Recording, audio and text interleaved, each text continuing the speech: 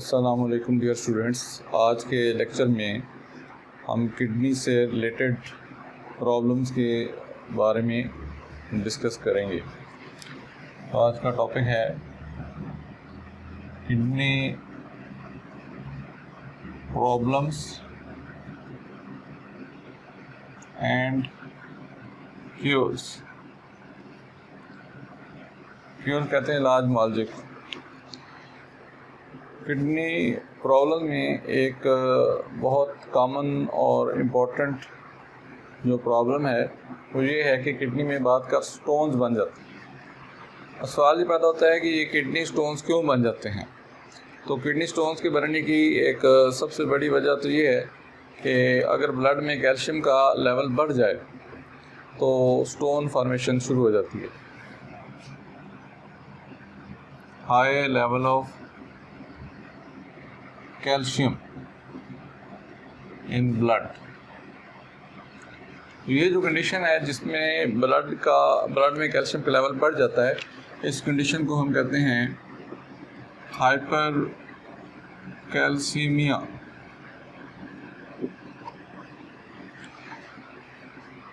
दूसरी वजह जिसकी वजह से किडनी में स्टोन बनना शुरू हो जाते हैं वो है ब्लड में ऑक्सलेट्स के लेवल का ज़्यादा हो जाना। High level of oxalates in blood. Oxalates ये कंपाउंड्स हैं जो सब्जियों वगैरह में मौजूद होते हैं, जैसे टमाटर वगैरह। तो इनके लेवल के ज़्यादा हो जाने से भी स्टोन फॉर्मेशन शुरू हो जाती है। तो ब्लड में ऑक्सलेट्स का ज़्यादा हो जाना, इस कंडीशन को हम कहते हैं हाइपर ऑक्सालूरिया। और अगर ये दोनों कंडीशन हो जाएं तो फिर बड़ी तेज़ी से किडनी में स्टोन बनना शुरू हो जाता है। तीसरा फैक्टर जिसकी वजह से किडनी में स्टोन बनते हैं वो है high level of uric acid.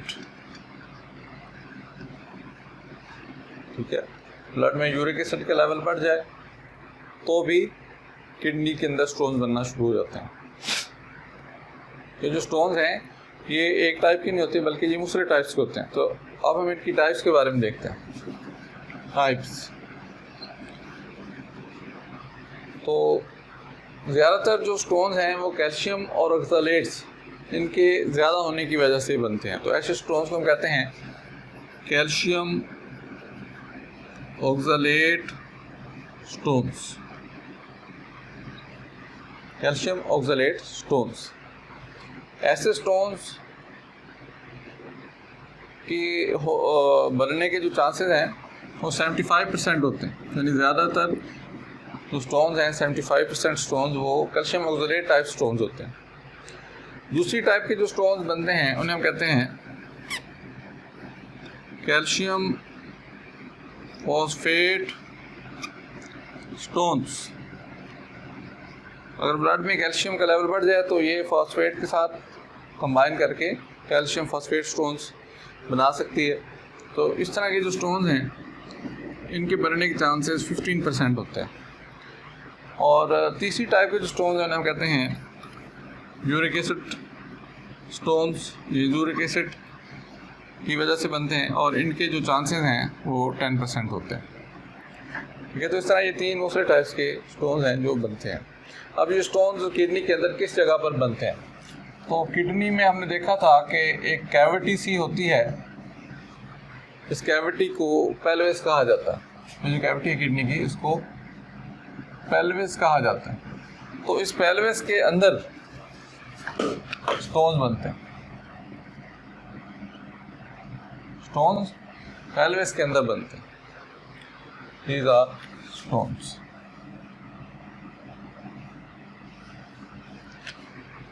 Stone जब बन जाते हैं तो इनके इफेक्ट्स क्या हैं? इफेक्ट्स तो इनका सबसे बड़ा जो बैड इफेक्ट है वो ये है कि यूरिन का जो फ्लो है उसमें रुकावट पैदा होती है। These cause urinary obstruction, urine के फ्लो में स्टोन्स रुकावट का बायस बनते हैं। रुकावट कहते हैं ऑब्स्ट्रक्शन। ये देखें यहाँ पर स्टोन बने हुए और ये पेल्विस के अंदर बने हुए। पेल्विस वो जगह है जहाँ पर यूरिन अकोमुलेट होता रहता है। नेफ्रॉन जो यूरिन प्रोड्यूस करते हैं वो यूरिन इधर पेल्विस के अंदर आता है और यहाँ से फिर यूरेटर के ज़रिए होता हुआ ब्लैडर में जाता है। तो ये अब स्टोन मौजूद हैं, ये स्टोन यूरिन के फ्लो में रुकावट का बायस बनते हैं। ख़ासतौर पर अगर कोई स्टोन मूव करके ये यूरेटर की ये जो ओपनिंग है यहाँ पर आ जाए तो यूरिन का जो फ्लो है वो बिल्कुल भी मुकम्मल तौर पर स्टॉप हो सकता है। दूसरा जो इनका बैड इफेक्ट है तो ये है कि दीज कैन काज कॉम्प्लिकेशंस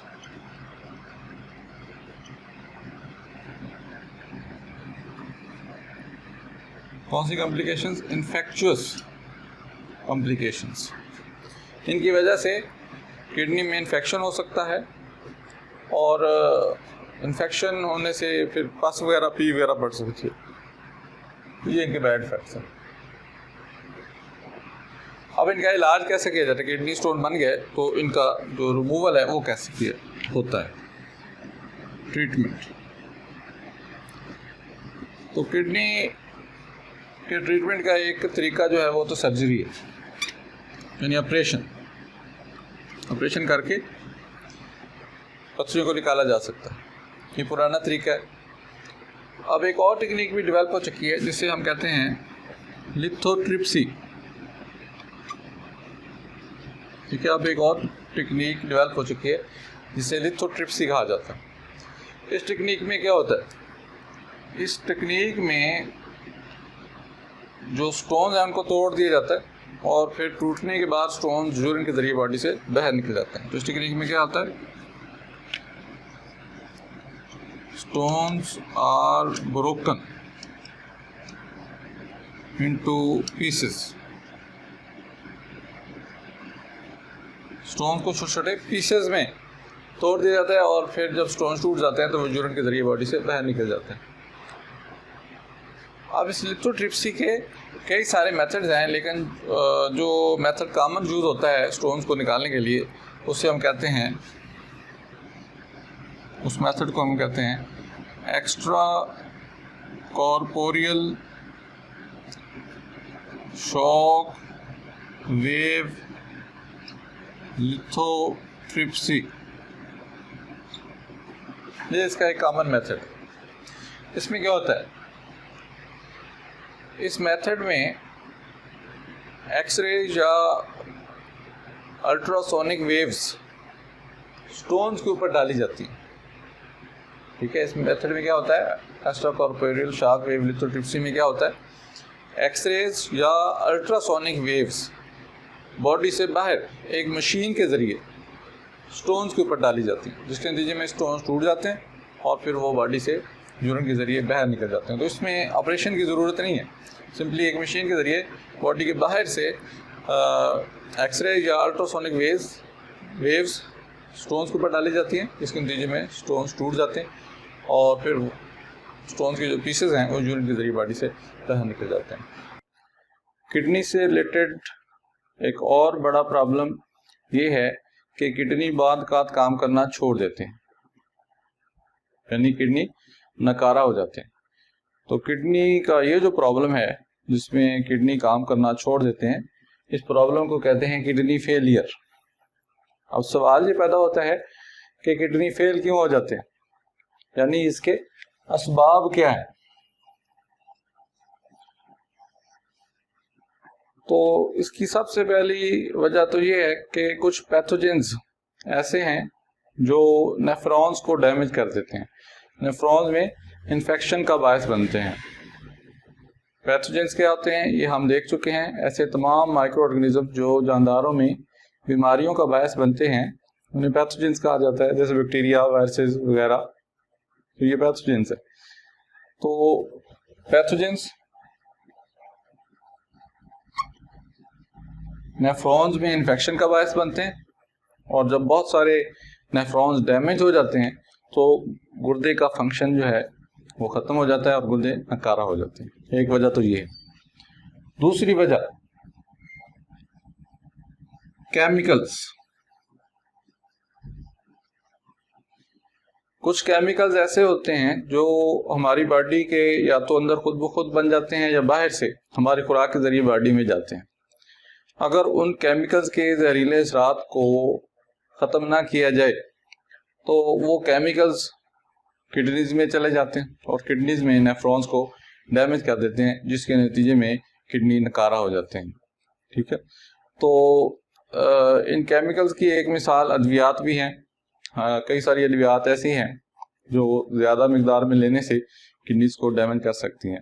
ठीक है, तो केमिकल्स भी किडनी के फेलियर का बायस बनते हैं।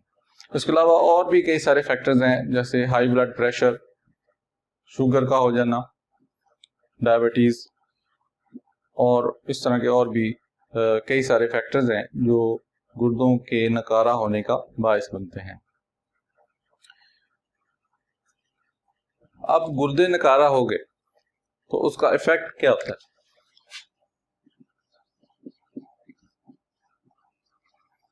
इफेक्ट्स, एक या दोनों गुर्दों का फेल हो जाना, उसके नतीजे में क्या होता है? ब्लड के अंदर नाइट्रोजनस वेस्ट का लेवल बढ़ना शुरू हो जाता है।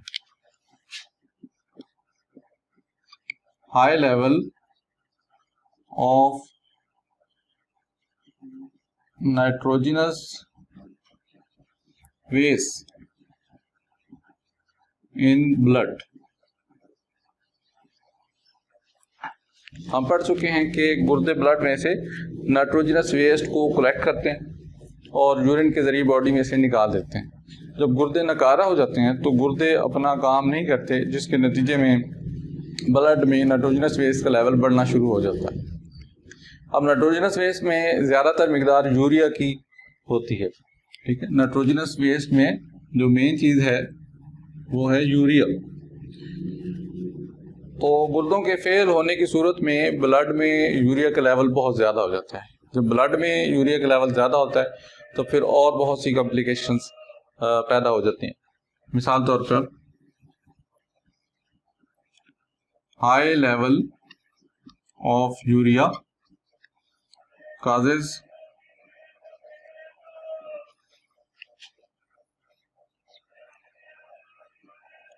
High blood pressure.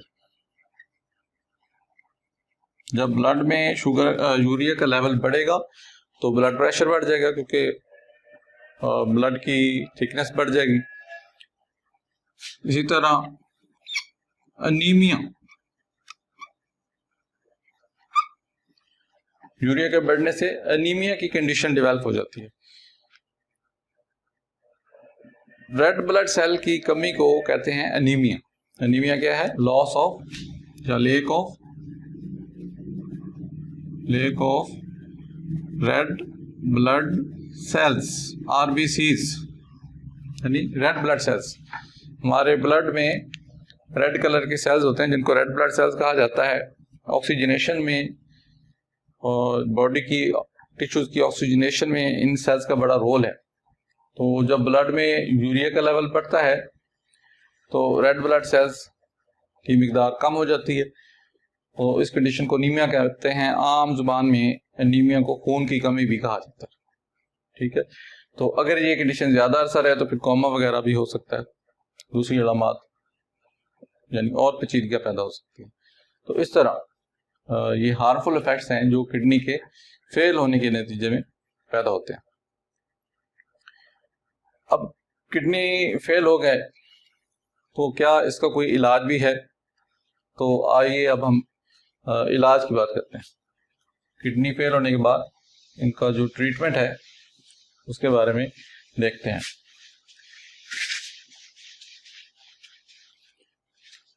Kidney failure actually दो तरह का होता है। एक को हम कहते हैं एक्यूट रीनल फेलियर और दूसरे को दूसरी टाइप को हम कहते हैं क्रोनिक रीनल फेलियर। तो इस तरह रीनल फेलियर जो है ये दो मेन टाइप्स का होता है। एक्यूट रीनल फेलियर ये सडन होता है, इसमें अचानक किडनी अपना काम करना छोड़ देते हैं, यानी एक पर्सन के किडनीज नॉर्मली काम कर रहे होते हैं, अचानक ही वो अपना काम छोड़ देते हैं। तो इस तरह का जो रीनल फेलियर है उसको हम कहते हैं एक्यूट रीनल फेलियर, यानी ये वाला जो रीनल फेलियर है ये सडन होता है।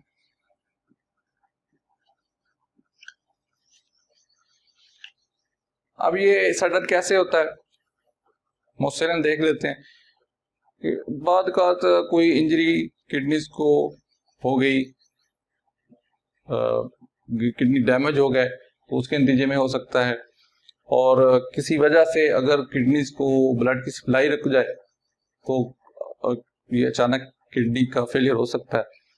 ठीक है, फौरी तौर पर इसका ट्रीटमेंट कर लिया जाए तो किडनी का जो फंक्शन है वो बहाल हो जाता है। ये वाला जो रीनल फेलियर है, क्रोनिक रीनल फेलियर, ये ज्यादा खतरनाक।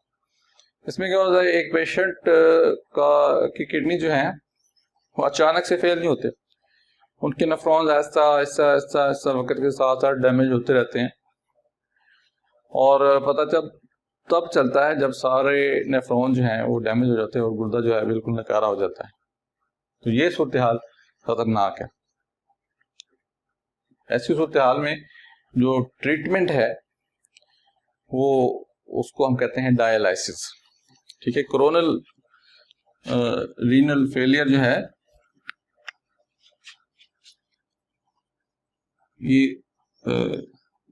ये स्लो प्रोसेस है और ये ऐसा ऐसा होता है, यानी ऐसा ऐसा किडनी का फंक्शन जो है थोड़ा थोड़ा करके खत्म होना शुरू होता है। और फिर इसके ट्रीटमेंट कैसे किया जाता है, इसके जो ट्रीटमेंट है वो डायलिसिस के जरिए किया जाता है। तो जो ट्रीटमेंट है, ट्रीटमेंट इज बाय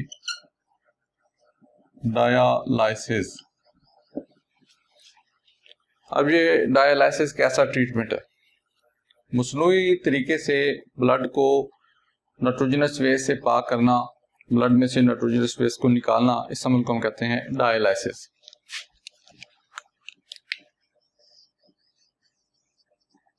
तो डायलिसिस क्या है, रिमूवल ऑफ नाइट्रोजनस वेस्ट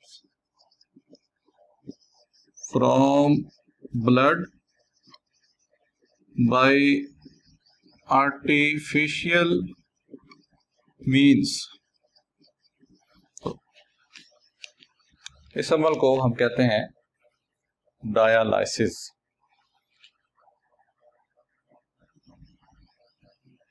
अब ये जो डायलिसिस है ये दो तरह का होता है, डायलिसिस दो तरह का होता है। एक को हम कहते हैं हीमोडायलिसिस,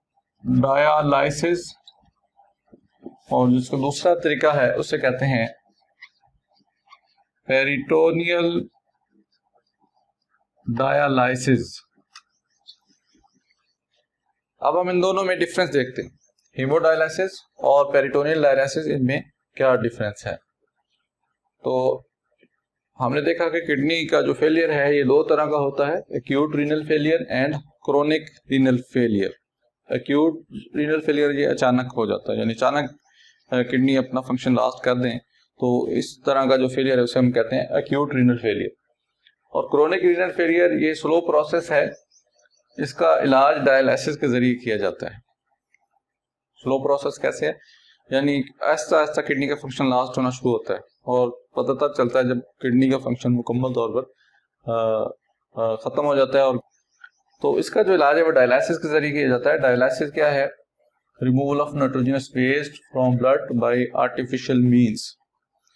डायलिसिस दो तरह का होता है, haemodialysis and peritoneal dialysis. Haemodialysis ये कैसे होता है, तो हीमोडायलिसिस की अगर हम बात करें तो हीमोडायलिसिस जो है इट इज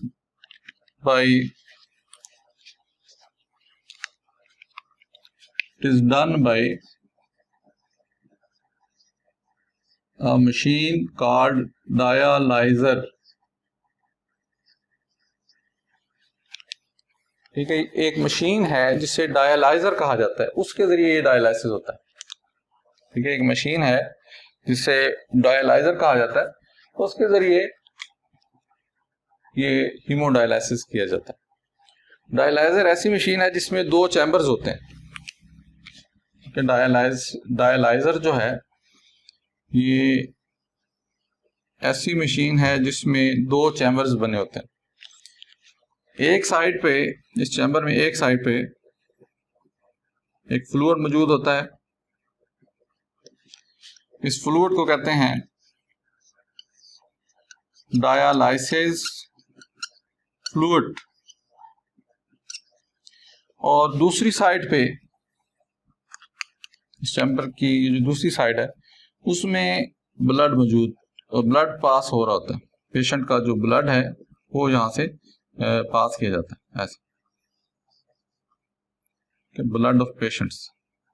क्या है? This is blood. दरमियान में, इन दोनों चैम्बर्स के दरमियान में एक मेम्ब्रेन होती है, झिल्ली होती है, मेम्ब्रेन,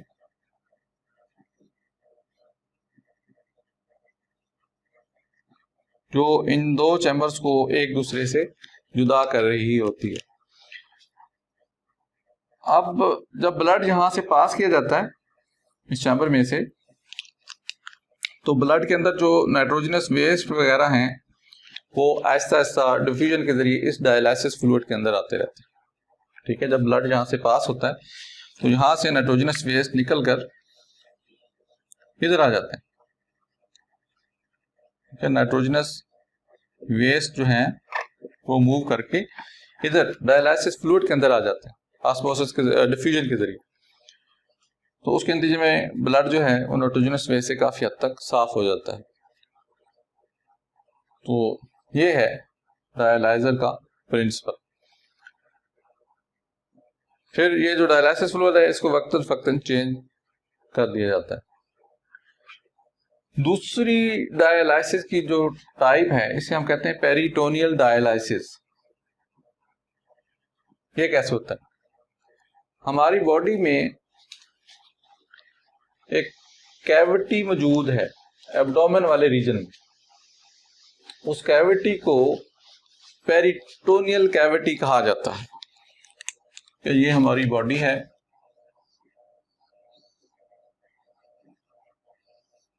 ह्यूमन की बॉडी, ये चेस्ट कैविटी, और ये नीचे वाला जो रीजन है इसको एब्डोमेन कहते हैं। ठीक है, अब इस एब्डोमेन में यहाँ पर स्टोमिक मौजूद है और उसके पास यहाँ पर लिवर वगैरह है, और फिर यहाँ पर नीचे अंतड़ियाँ हैं, ऐसे अंतड़ियाँ, आंतें, छोटी आंत, बड़ी आंत वगैरह।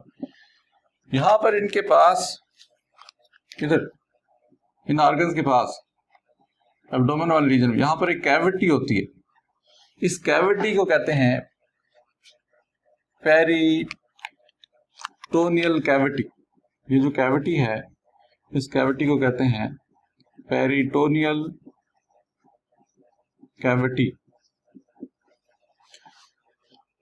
इसको पेरिटोनियल कैविटी क्यों कहते हैं? इस कैविटी की ये जो मेम्ब्रेन सी नजर आ रही है, झिल्ली सी, ये वाली, इसको कहते हैं पेरिटोनियम।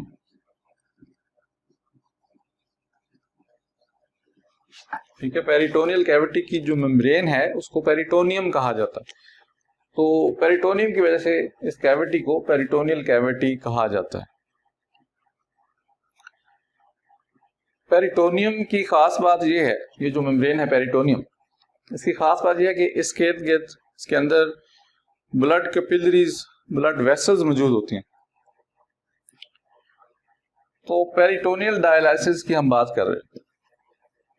इस मेथड में ये जो कैविटी आपको नजर आ रही है, पेरिटोनियल कैविटी, इसके अंदर ये वाला जो डायलाइसिस फ्लूइड है वो इंजेक्ट कर दिया जाता है, भर दिया जाता है।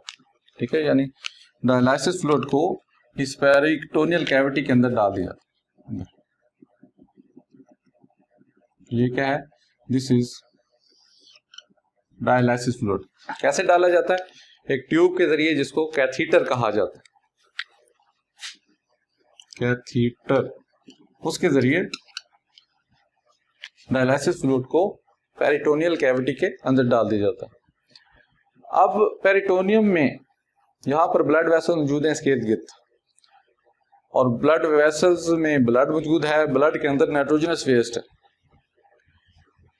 तो वो nitrogenous waste Aahista Aahista diffusion के जरिए इस डायलिसिस फ्लूइड के अंदर आते रहते हैं, तो जिसके नतीजे में ब्लड में से नाइट्रोजनस वेस्ट निकल जाते हैं। अब इस डायलिसिस फ्लूइड को कुछ अर्से बाद, एक खास टाइम पीरियड के बाद यहाँ से निकाल लिया जाता है और नया डायलिसिस फ्लूइड डाल दिया जाता है। तो इस तरह का जो डायलिसिस है, जो बॉडी के अंदर ही होता है पेरिटोनियल कैविटी में, इसको हम कहते हैं पेरिटोनियल डायलिसिस। ठीक है, तो पेरिटोनियल डायलिसिस क्या है, हमारी बॉडी में एक कैविटी है एब्डोमेन वाले रीजन में, उस कैविटी को पेरिटोनियल कैविटी कहते हैं। पेरिटोनियल कैविटी के इर्द गिर्द एक मेम्ब्रेन है जिसको पेरिटोनियम कहते हैं। पेरिटोनियम के इर्द गिर्द ब्लड कैपिलरीज, ब्लड वेसल्स मौजूद होती हैं। पेरिटोनियल डायलिसिस में हम क्या करते हैं, हम डायलिसिस फ्लूइड को लेते हैं और कैथीटर के जरिए डायलिसिस फ्लूइड को पेरिटोनियल कैविटी के अंदर डाल देते हैं। अब वो नाइट्रोजनस वेस्ट जो ब्लड में मौजूद हैं, वो ऐसा ऐसा डिफ्यूजन के जरिए इस डायलिसिस फ्लूइड के अंदर आते रहते हैं, क्योंकि ब्लड कैपिलरीज काफी तादाद में इस पेरिटोनियम मेम्ब्रेन के इर्द गिर्द मौजूद है, तो nitrogenous waste Aahista Aahista diffusion के जरिए इस डायलिसिस फ्लूइड के अंदर आ जाते हैं। तो इस डायलिसिस फ्लूइड को फिर एक खास टाइम पीरियड के बाद चेंज कर दिया जाता है और नया डायलिसिस फ्लूइड जो है वो यहाँ पर डाल दिया जाता है।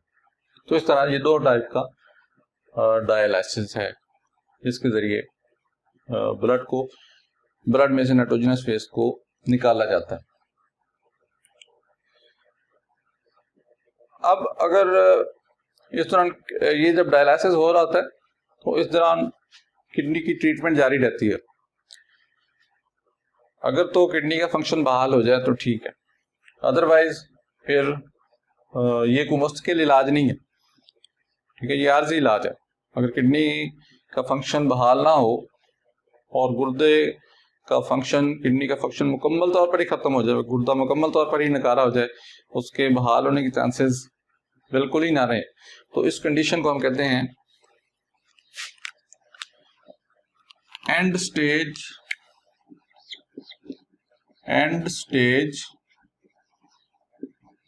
Renal disease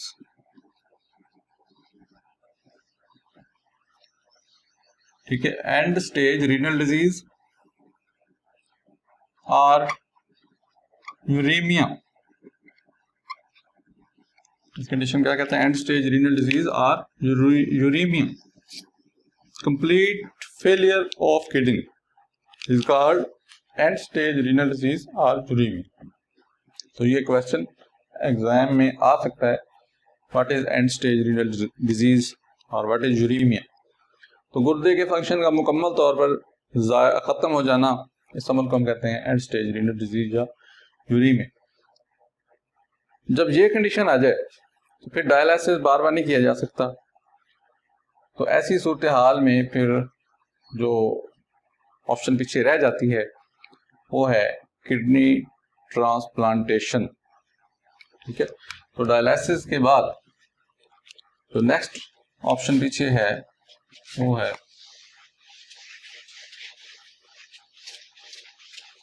kidney transplantation.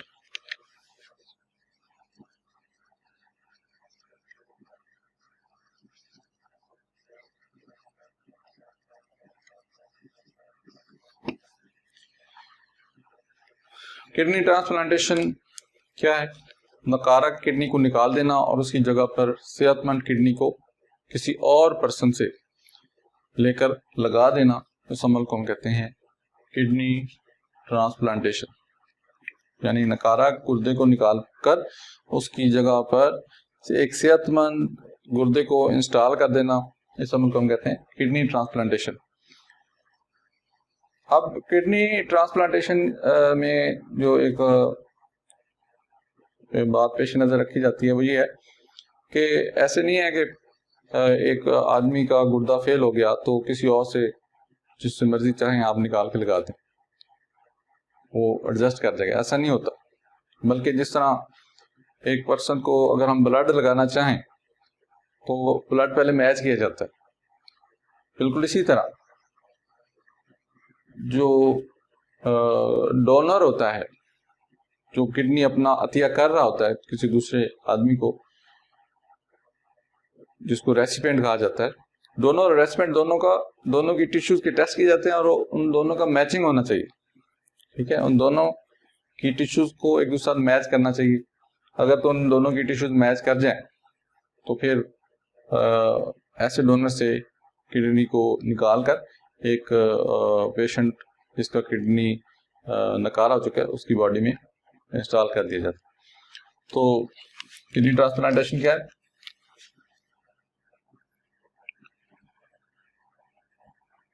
Replacement of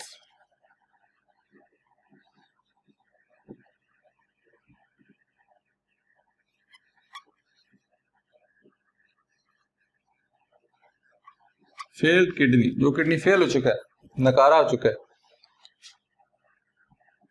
bye a healthy kidney.